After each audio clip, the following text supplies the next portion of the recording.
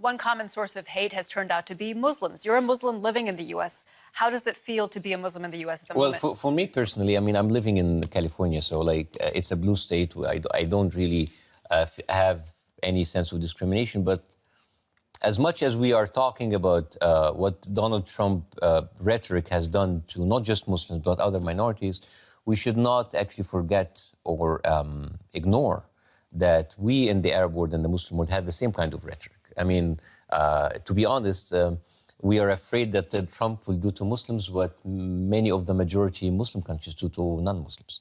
I mean, there is a hint of racism, a hint of discrimination against Muslims, against other weaker minorities, but we have to admit that we are actually doing the same thing for others. I mean,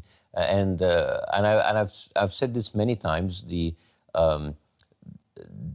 Those scenes that we've seen in airports, in JFK, in LAX, those Christian, Jews, secular, non-religious people who went out to support Muslims, not because they love Islam or not because they love Muslims, but they are supporting what they think are human values. Yeah.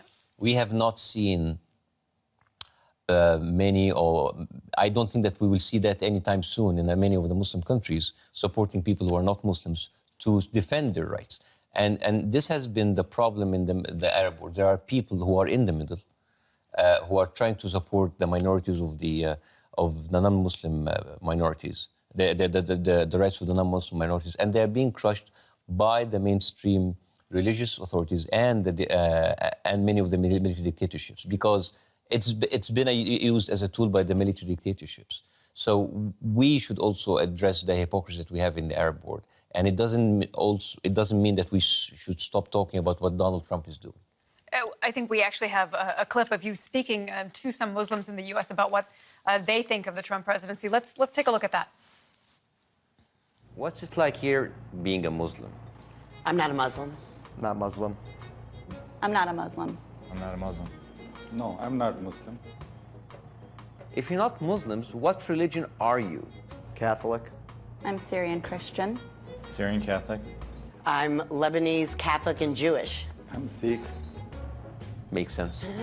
So you're not Muslims. I mean, they're only targeting radical Islamist terrorists, right? Not at all. Not at all. What? Why?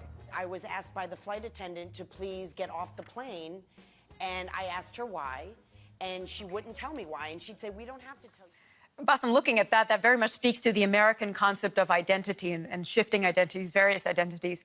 What is life like in the U.S. compared to being at home in Egypt, where you had to leave because of apparently what was called insulting Islam and insulting the then president, Morsi?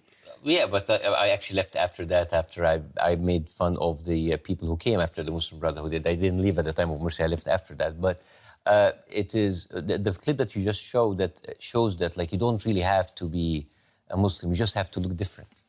You know, those people were not Muslims. They were Catholic, they were Jewish, they were Sikh. But when hate comes, when xenophobia comes, it doesn't look at your ID card. It doesn't look at how religious you are. You could be called Muhammad and you could not be religious. You could be atheist, or you could be someone who looks like a Middle Eastern, but you could be Jewish. It doesn't matter. Actually, as a matter of fact, one of the very first victims of 9/11 hate crimes, after 9/11 happened, one of the very first victims in New York was a Christian Coptic Egyptian, because he looked Middle Eastern, he looked Arab. So when xenophobia comes, it doesn't really discriminate. It lavishes against everybody, and it is very dangerous. And this is why I'm a big vocal. I'm a bit vocal against this, because it will affect anybody. And all of these people, I mean, it's sad that there's a lot of Arabs who are supporters of Trump. Yeah, yes, indeed.